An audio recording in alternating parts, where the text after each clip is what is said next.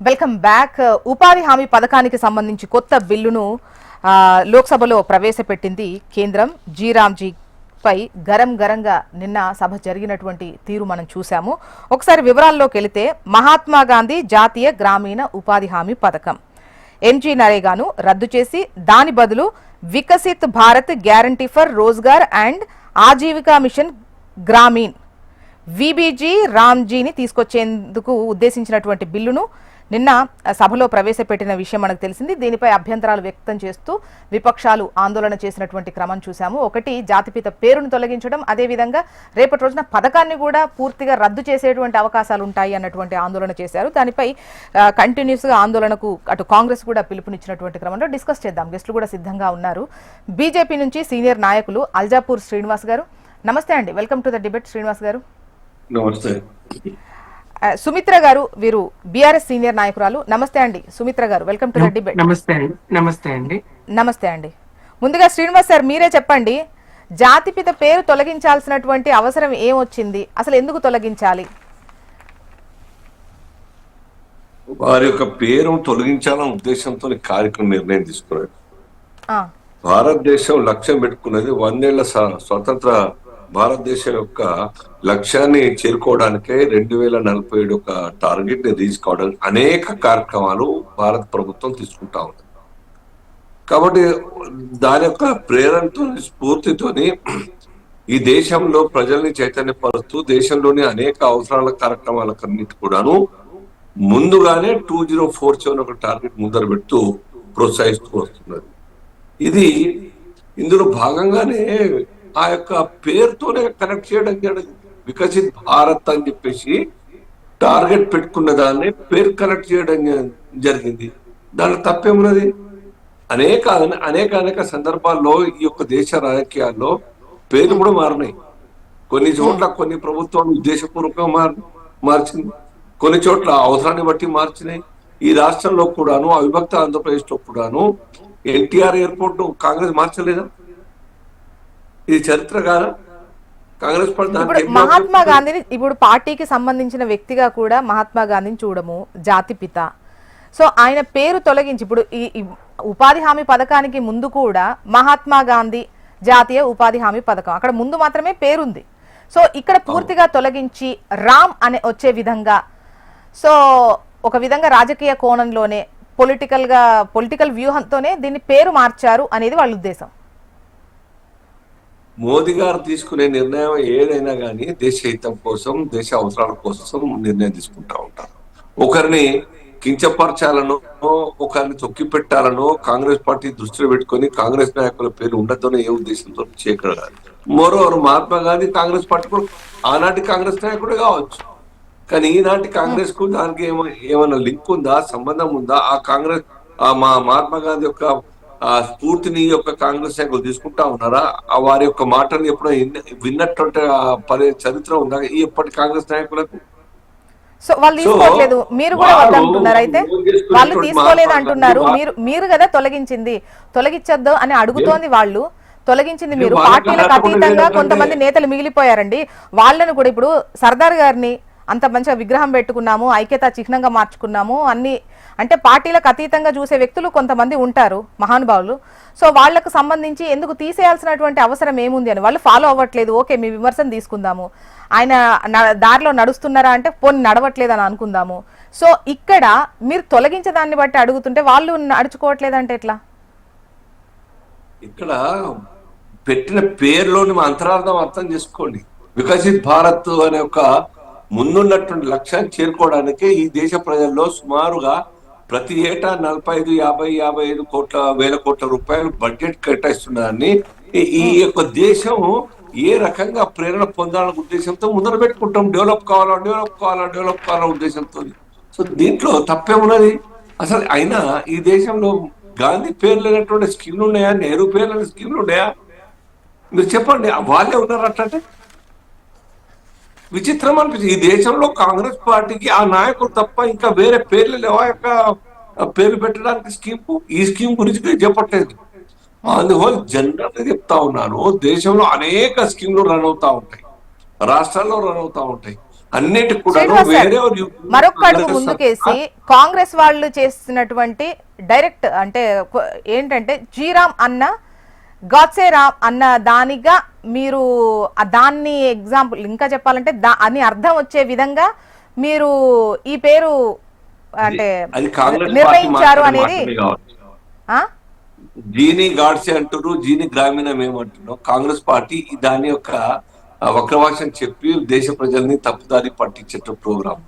Congress party నైజమే అది, Congress party character అది. ఈ దేశ ప్రజల్ని ఇంతకాలంగా మభ్యపెడుతూ దేశాన్ని మొత్తంగా కూడా నష్టాలకు తీసుకెళ్ళినట్టు కాంగ్రెస్ పార్టీ, కాంగ్రెస్ ప్రభుత్వం ఇప్పటికి కూడా మారకుంటే ఇప్పుడు సీమితమైంది 1-2 రాష్ట్రాలకు. ఇంకేమైతే చూడండి, మెంబర్షిప్ తీసుకునే వాళ్ళు ఉంటారు, మెంబర్షిప్ కాంగ్రెస్ పార్టీ తీసుకునే వాళ్ళు, వాళ్ళ ఇంట్రెస్ట్ అలా వాళ్ళ కోసం.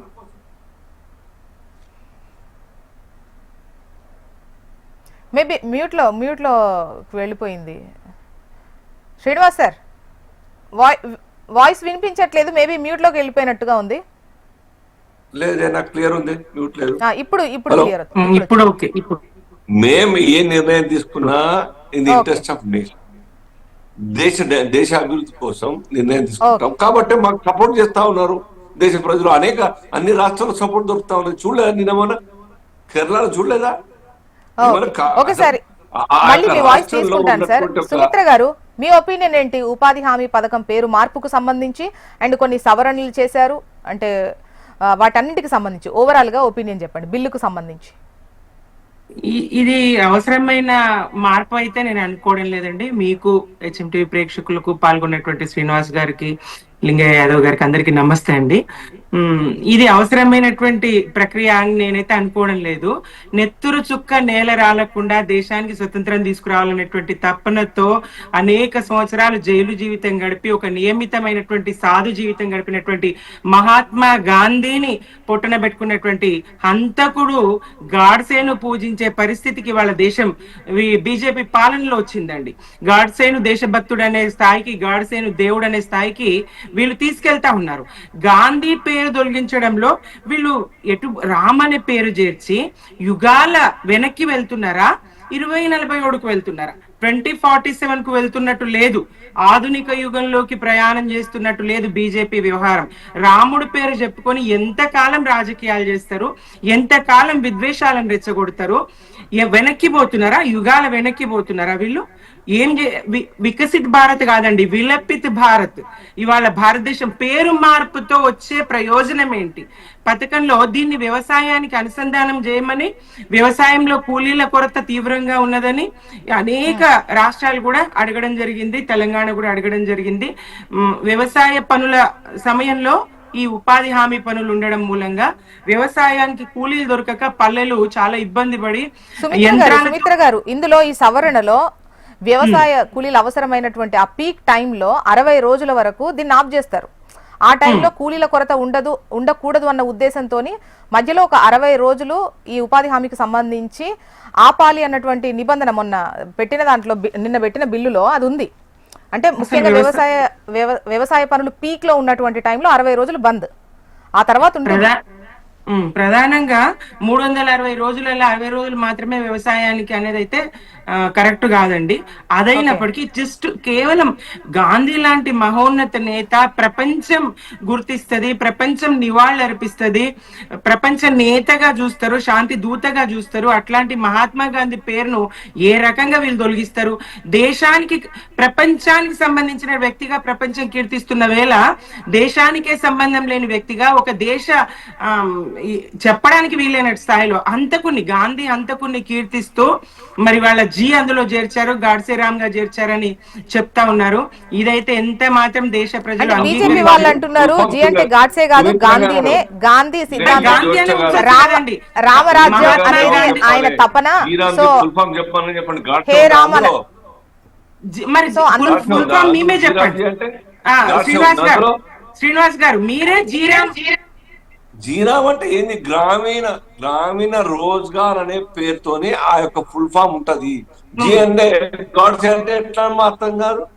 మీరు ఏ మనం కూడా అర్థంతో అది పెట్టినా చదువుకున్నాం కదా. మహాత్మా గాంధీ పేరు తొలగించాల్సిన అవసరం ఏమొచ్చింది? మీరు గాడ్సే పేరు ఎట్లా తీస్తున్నారు మీరు? లేదు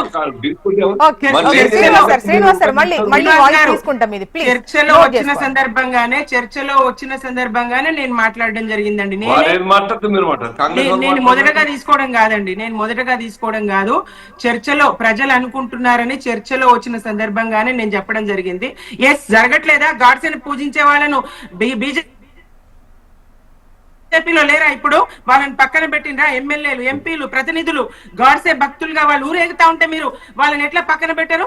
జాతిపిత హంతకులను మీరు ఎట్లా కొనసాగిస్తారు? పార్టీలో పేరు ఎట్లా కొనసాగిస్తారు? ప్రత్యక్షంగా పరోక్షంగా ఇప్పుడు సుమిత్ర గారు పేరు ప్రస్తావన పక్కన పెడితే బిల్లు సవరించినటువంటి ఈ బిల్లుకు సంబంధించి అంటే ఉపాధి హామీకి సంబంధించి 100 రోజుల నుంచి 125 రోజులకు పెంపు, అదేవిధంగా అదనంగా ఏమైనా ఖర్చులు కనుక ఉంటే రాష్ట్రం భరించాల్సినటువంటి అవసరం ఉంటుంది.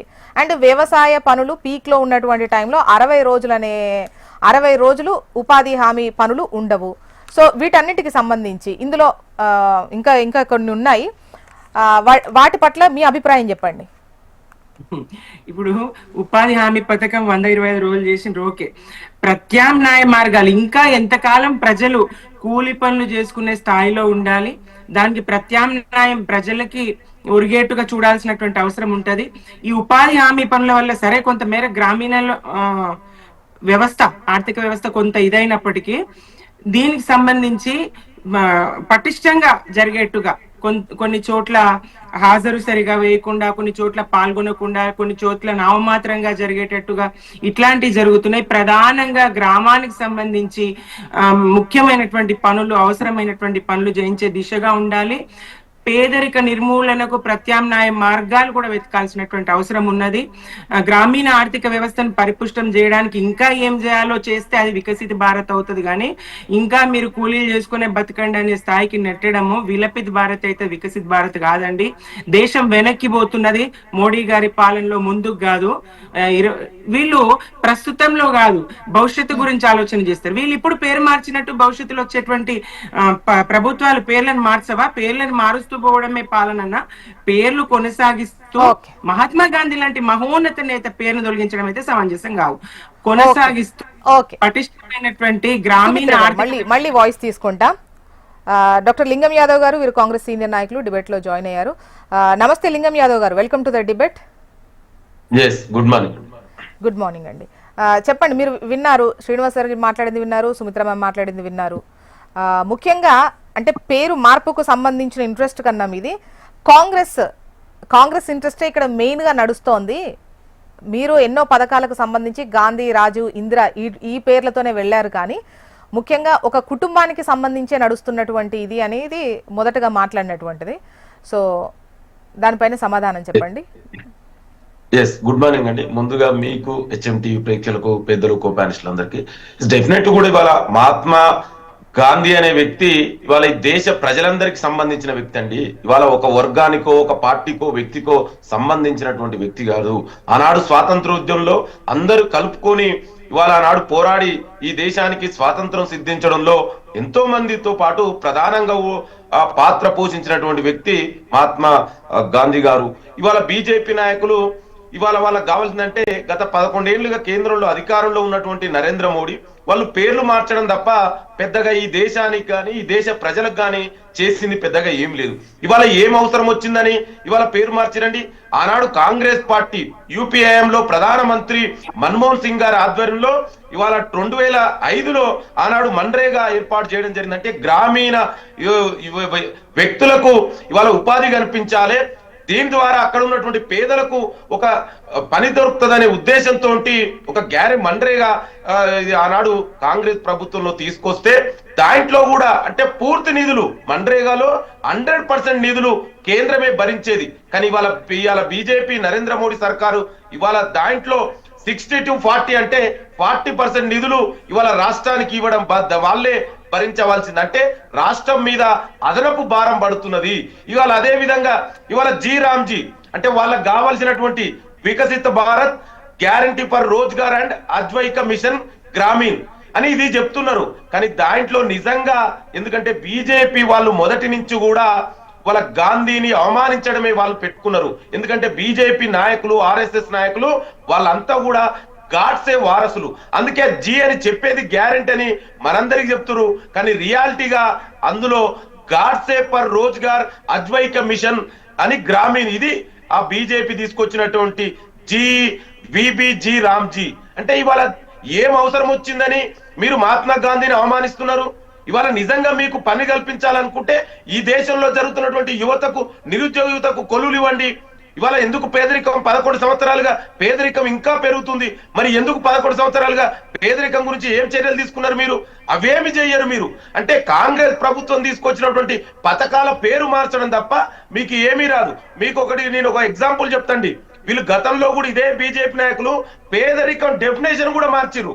అంటే గతంలో మనందరికీ తెలుసు పేదరికం అని ఎవరిని మనం గుర్తిస్తాం అంటే కనీస అవసరాలు తీసుకోలేనటువంటి బేసిక్ నీడ్స్ కూడా తీరినటువంటి వ్యక్తులని మనం పేదరికంగా. కానీ వీళ్ళు ఏం చేశారు? అవేం లేదు, కనీసం డ్రెస్ ఒక బట్టలు వేసుకున్నా కూడా వాళ్ళు పేదలు కాదట. అంటే అట్లాంటి బీజేపీ నాయకుల నుంచి మనం ఎక్స్పెక్ట్ చేస్తామండి? అంటే డెఫినెట్ కూడా ఇవాళ మన్రేగా పేరు మార్చడం అంటే డెఫినెట్ కూడా మహాత్మా గాంధీని అవమానించడమే. ఇది దేశ ప్రజలందరికీ జరిగినటువంటి అవమానంగానే మేము భావిస్తాం.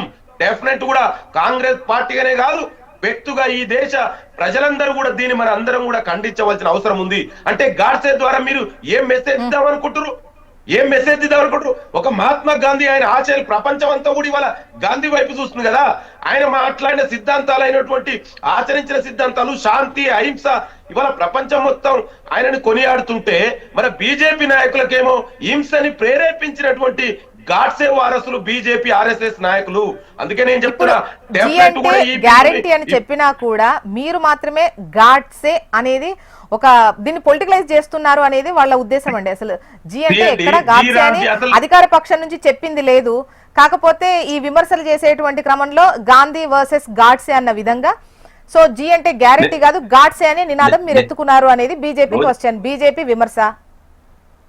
అండి అందుకే అబ్జర్వేషన్ నేనే చెప్పిన. అయితే వాళ్ళ అబ్జర్వేషన్ ఇది చెప్పడానికి వాళ్ళు గాడ్సే ఇవాళ నేను అదే అంటున్నాండి.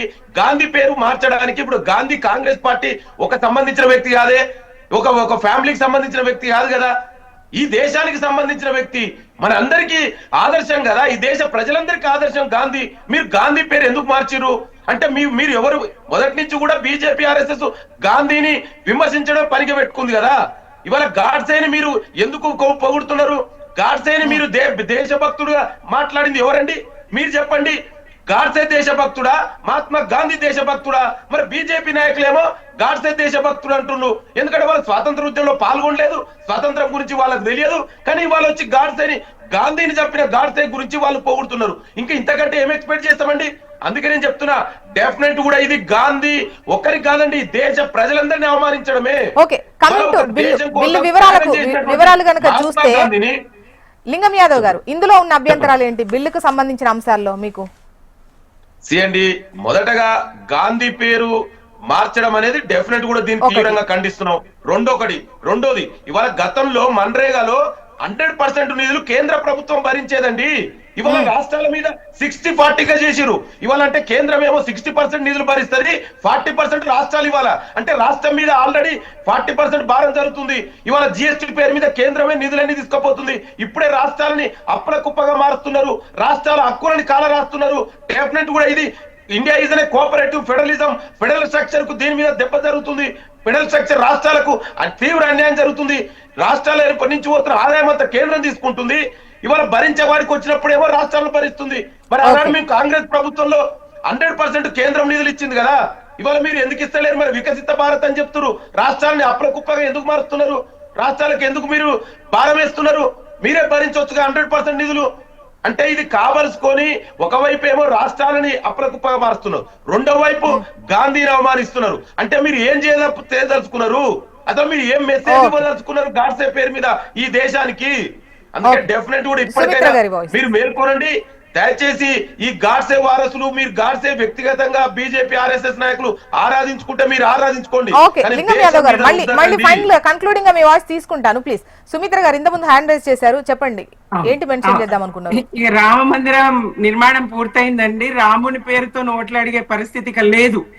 ఇంతకాలం రాముడి పేరుతో, రామభక్తి పేరుతోనే ఓట్లు అడిగిండ్రు. ఆ మందిర నిర్మాణం పూర్తయింది. ఇంటింటికి శ్రీరామ్ జై శ్రీరామ్ అది అచ్చు వేసిండ్రండి. అట్లా గ్రామీణ స్థాయికి గాని ప్రతి ఇంటికి రాముడి పేరు చేర్చినాం, ఆ రకంగా గెలిచినామని అనుకున్నారు. ఇక కూలీల నోట్లో కూడా రాముడి పేరు నానాలి. రాముడి పేరుతోనే ఎంతకాలం రాజకీయం చేస్తుందో బీజేపీ అర్థం కాదండి. రాముడు ఎంతకాలం బీజేపీని రక్షిస్తాడో, ప్రజా వ్యతిరేక పాలన చేస్తా ఉన్నా రాముడు నిజంగా దేవుడైతే బీజేపీని కాపాడు కాపాడు. అదొకటండి. గాంధీ గారిని, మహాత్మా గాంధీజీని పార్టీకి అంటగట్టడం అయితే సమంజసం కాదు. ఆయన స్వాతంత్రానంతరం అసలు కాంగ్రెస్ పార్టీని రద్దు చేద్దామన్నారు కదా. రాజకీయాల్లో ఒక రాజకీయ పార్టీగా దాన్ని రూపాంతరం చెందే క్రమాన్ని, దాన్ని మార్చే క్రమాన్ని వద్దన్నారు కదా. ఆయన్ని ఒక పార్టీ వ్యక్తిగా, కాంగ్రెస్ వాదిగా చూడడం అయితే సమంజసం కాదు. ఆ జాతీయ కాంగ్రెస్ నాడు దేశ స్వాతంత్ర్యం కోసం పోరాడిన కాంగ్రెస్ వేరు, ఇప్పుడు రాజకీయాల్లో ఉన్న కాంగ్రెస్ వేరు. మహాత్మా గాంధీని పార్టీకి సంబంధించినటువంటి లేదా కాంగ్రెస్ కు సంబంధించినటువంటి వ్యక్తిగా చూడడం అయితే సమంజసం కాదు. జాతిపిత, ప్రపంచ నేత, శాంతి దూత మహాత్మా గాంధీ పేరును తొలగించడం, ఇప్పటికే చరిత్రను తెలుసుకోకుండా చేస్తా ఉన్నారు. ఇప్పటికే మరి అన్ని రకాల పేర్లు మార్చితే వచ్చేది ఏమీ లేదండి. ఈ జీరామ్జీ వాళ్ళు ఏం పేర్లు పెట్టిండ్రో, దానికి ఏం చేర్చిండ్రో, వికసిత్ భారతో ఇంకోటో గాని రాముడి పేరు నాంతది కూలీల నోట్లో అనుకోవడం అయితే కరువు పని అంటారండి. కరువు పని, తెలంగాణ పల్లెల్లో ఈ పనిని కరువు పని అంటారు. ఇప్పుడు 60-40% అని క్రమంగా మొత్తంగా ఈ పథకాన్ని ఎత్తేసే ఆలోచన కేంద్రం ఉంటది. అలా అనేక పాఠశాలలు కూడా గతంలో కేంద్రం ప్రారంభించినటువంటి పాఠశాలను మధ్యాంతరంగా ఎత్తేసి రాష్ట్రం మీద కస్తూర్బా స్కూల్స్ గానీ లేదా మోడల్ స్కూల్స్ గానీ రాష్ట్రం మీదనే ఎత్తేసినటువంటి చూసినాము.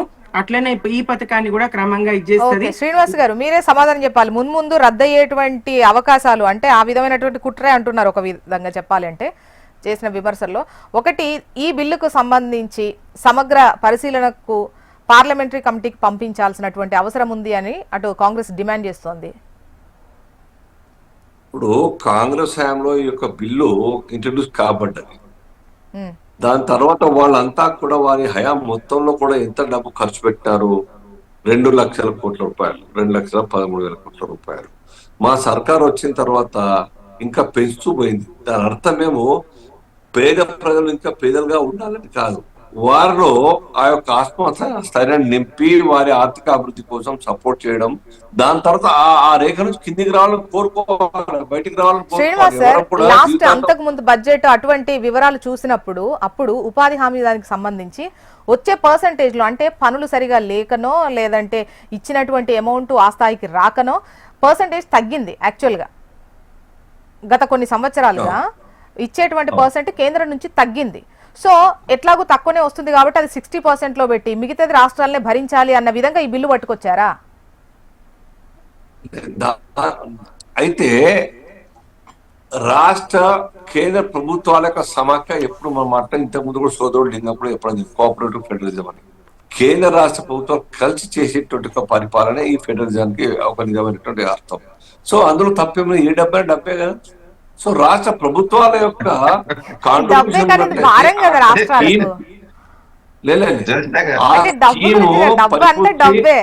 కాకపోతే రాష్ట్రాల పైన భారం వేయడం కరెక్ట్ కాదంటున్నాయి రాష్ట్రాలు.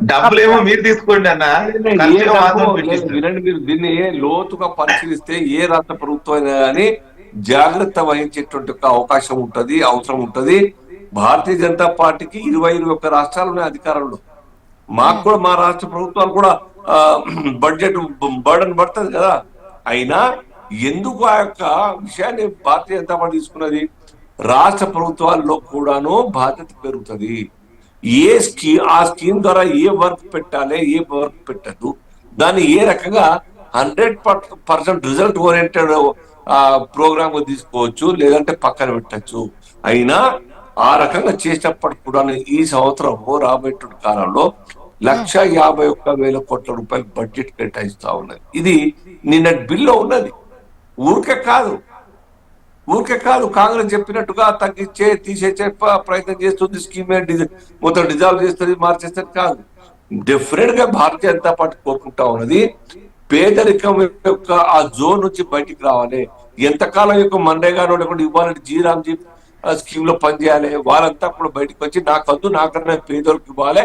ఏదైతే పండిత్ దీన్ దయాళ్ ఉపాధ్యాయ గారు చెప్పినారో ఆ యొక్క అంతిమ లక్ష్యం నిరుపేద కుటుంబాలకు ప్రభుత్వ ఫలాలు అందాలి, అదే అంత్యోదయ రకంగా ప్రేరణ ఇచ్చే విధంగా మేము కోరుకుంటాం తప్ప ఎంతకాలం కమ్యూనిస్ట్ పార్టీ లాగా కాంగ్రెస్ పార్టీ లాగా సమగ్ర పరిశీలనకి పార్లమెంటరీ కమిటీకి పంపాలి అని చెప్పేసి డిమాండ్ చేస్తున్నారు. ఉన్నటువంటి అభ్యంతరాలను ముఖ్యంగా రాష్ట్రాల నుంచి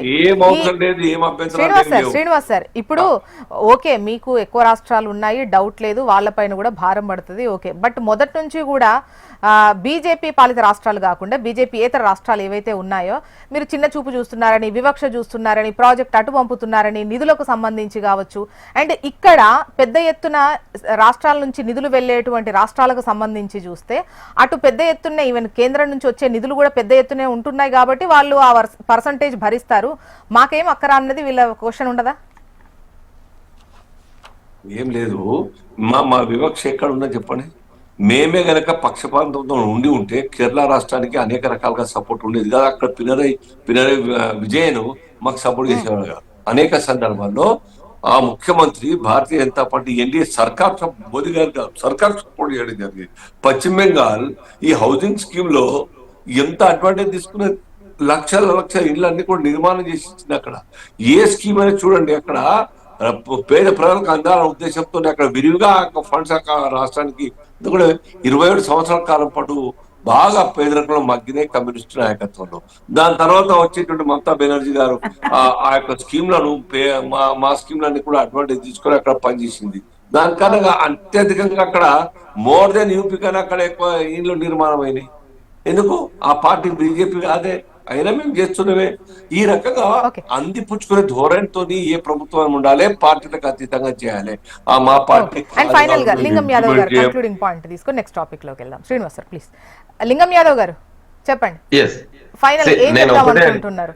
వాళ్ళు క్లియర్ గా ఇది గ్రామాల అభివృద్ధి చెందడం కోసం, ముఖ్యంగా చెప్పాలంటే పేదలకు ఉపాధి, ఇంకా చెప్పాలంటే 100 రోజుల నుంచి 125కు పెంచాము, ఇక్కడ భారత్ వికాస్ ఉండే విధంగా చేసినటువంటి ఒక బిల్లును, మంచి ఉద్దేశంతో తీసుకొచ్చిన బిల్లును ఎందుకు రాజకీయం చేస్తున్నారు అని అంటున్నారు.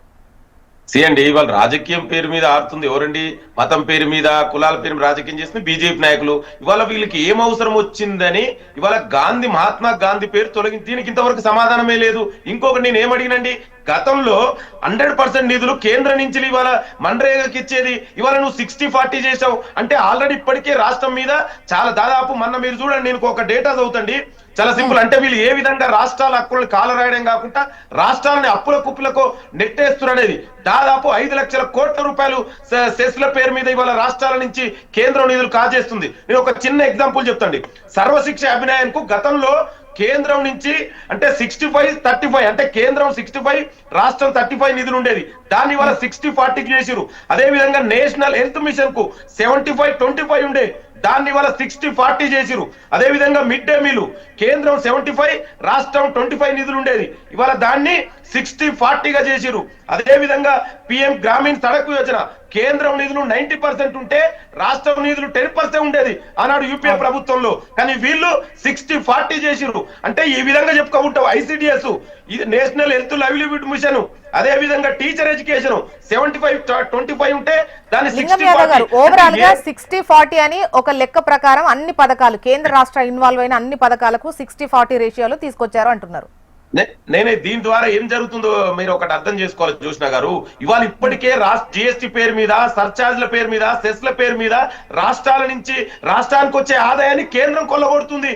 మళ్ళీ ఈ విధంగా చేస్తే అంటే వీళ్ళ ఉద్దేశం అప్పుడు మా రాష్ట్రాలు ఉన్నాయి కదా అని బీజేపీ అంటోంది. బీజేపీ పాలిత రాష్ట్రాలు కూడా ఉన్నాయి కదా, మా వాళ్ళకి భారం కాదా అని వాళ్ళు అడుగుతున్నారు. అదే చెప్తున్నా, వాళ్ళు పట్టించుకోవడం. వాళ్ళకి ఇవాళ ఎవరు ఉన్నారని కాదు, ఇది రాష్ట్రాల హక్కులు. మీరు ఎందుకు ఇవ్వడం? మరి రాష్ట్రాలని ఎంపవర్మెంట్ చేయాలి కదా. రాష్ట్రాలకు కూడా ఆర్థిక స్వయం ప్రతిపత్తి ఇవ్వాలి కదా. రాష్ట్రాలు డెవలప్మెంట్ అయితేనే కేంద్రం డెవలప్మెంట్ అయింది కదా, తద్వారా ఈ దేశం డెవలప్మెంట్ అయింది కదా. అంటే మీ ఉద్దేశం ఏంది? ఇన్కమ్ ఏమో దేశాలు తీసుకుంటాయి, అప్పులేమో సంక్షేమాలు. అంటే దీని అర్థం మీరు ఒకటి దీన్ని నిగూఢంగా ఇల్లు ఒకటి చిన్న అర్థం మనం అర్థం చేసుకోవాలండి. తద్వారా వీళ్ళు ఏం చేస్తున్నారంటే సోషల్ వెల్ అంటే సంక్షేమాన్ని పథకాలను మొత్తం కూడా రాష్ట్రాల పైకి నెట్టేసి వీళ్ళు కేంద్ర ప్రభుత్వం సంక్షేమ పథకాలకు బడ్జెట్ కోతవించడమే కీరించడమే ధ్యేయంగా బీజేపీ నరేంద్ర మోడీ పనిచేస్తుండు. తద్వారా మనకు రాబోయే రోజులలో కేంద్ర ప్రభుత్వాన్ని నుంచి వచ్చే సంక్షేమ కార్యక్రమాలన్నీ కూడా రద్దు చేయడం అనే కుట్ర బీజేపీ చేస్తుంది. దాన్ని మనం అర్థం చేసుకోవాలి. ఓకే, అండ్ ఫైనల్ కన్క్లూడింగ్ గా అధికార పక్షం శ్రీనివాస్ గారు, ఒకటి జిఎస్టి మొన్న స్లాబ్ల తగ్గింపుకు సంబంధించి ఆల్రెడీ దానివల్ల రాష్ట్రాల పర్సంటేజ్ కూడా తగ్గేటువంటి అవకాశం ఉంటుంది. ఈ విధంగా అంటే 25-75 ఈ అన్ని రేషియోలు అన్ని కలిపేసి 60-40కి తీసుకురావడం వల్ల ఇది రాష్ట్రాలపైన ఇబ్బందే పడుతోంది. ఒక విధంగా కేంద్రం దగ్గర డబ్బులు ఉంటాయి, రాష్ట్రాలకు సంబంధించి డబ్బులు లేనటువంటి పరిస్థితి, ఇబ్బంది పడేటువంటి పరిస్థితి ఉంటుంది అనేది క్వశ్చన్.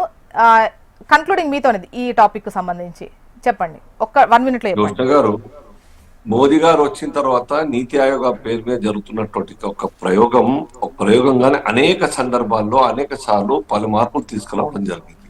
అదంతా కూడా రాష్ట్రాలకు కేంద్రానికి ఒక ఫెసిలిటీ కల్పించే విధంగా, కన్వీనియంట్ గా ఉండే విధంగా అభిప్రాయాల మేరకే మార్పులు తీసుకొస్తా ఉన్నాం. దాని కారణంగా కేంద్ర ప్రభుత్వం అనేక స్కీములు ఎక్కువైనాయి ఇంట్రడ్యూస్ కాబడ్డాయి. కేంద్ర ప్రభుత్వం ప్రతి స్కీమ్ కు రాష్ట్రాల మీద నెట్టకుండా ప్రతి స్కీమ్ ఇంట్రడ్యూస్ చేస్తూ 60%, 70% ఇస్తూ వచ్చింది. దాని ద్వారా రాష్ట్రాల్లో అనేక స్కీమ్లు ఇంప్లిమెంట్ అవుతా ఉన్నాయి కదా. కొన్ని రాష్ట్రాలు అందిపుచ్చుకుంటున్నాయి, కొన్ని రాష్ట్రాలు అందిపుచ్చుకుంటున్నాయి. ఇప్పుడు ఈ రాష్ట్రం కూడా కొన్ని స్కీమ్లకు టచ్ కూడా చేయలేదు. ఆ ల్యాబ్స్ అయిపోతున్నాయి ఫండ్స్ అన్ని కూడా. మొన్నటి నేను ఇప్పుడు దీంట్లో ఉన్నది వెతికి తీయాలి, మీకు పంపుతాను. కానీ విద్యా రంగానికి సంబంధించి ఎస్సీ ఎస్టీ పిల్లల కోసం ట్యూషన్ ఫీజులు పంపిస్తా ఉంటే మ్యాచింగ్ గ్రాంట్ యొక్క కాంగ్రెస్ సర్కార్ ఇవ్వట్లేదు. ఆ విషయం ప్రధాని ఆఫీస్ నుంచి లెటర్ రావడం జరిగింది. అది పబ్లిష్ అయింది, బయటకు వచ్చింది, వైరల్ అయింది వాట్సాప్ ద్వారా. ఇది ఈ రకంగా కేంద్ర ప్రభుత్వ యొక్క స్కీమ్లు యూటిలైజ్ చేసుకుంటే అనేక రకాలుగా రాష్ట్ర ప్రభుత్వాలు చూద్దామండి. మొత్తానికైతే ఈ బిల్లుకు సంబంధించి పర్టికులర్ గా ఈ బిల్లుకు సంబంధించి ముఖ్యంగా జాతిపిత పేరు తొలగించడం కావచ్చు, అండ్ రాష్ట్రాలకు సంబంధించినటువంటి భారానికి సంబంధించి కావచ్చు, పని దినాలకు సంబంధించి అంటే పని దినాలు పెరిగాయి కానీ వచ్చేటువంటి డబ్బు ఎంత పెరిగింది అనేది కూడా ఇక్కడ ఇంపార్టెంట్ ఉన్నటువంటి క్రమంలో ఇంకా డిస్కస్ చేసుకునేటువంటి అవకాశం ఉంటుంది. నెక్స్ట్ టాపిక్ లోకి వెళ్దామండి. శ్రీనివాస్ సార్, నెక్స్ట్ టాపిక్ లోకి వెళ్దాం ప్లీజ్.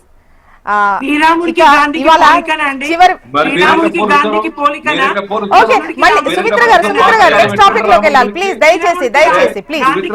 ఇవాళ చివరి విడత పంచాయతీ ఎన్నికలు, ఈ పంచాయతీ ఎన్నికలు. ఎట్లా మాట్లాడతారు?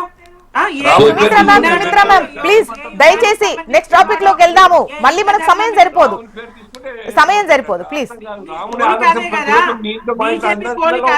మత రాజకీయాలు కదా, దుర్మార్గం అదే కదా.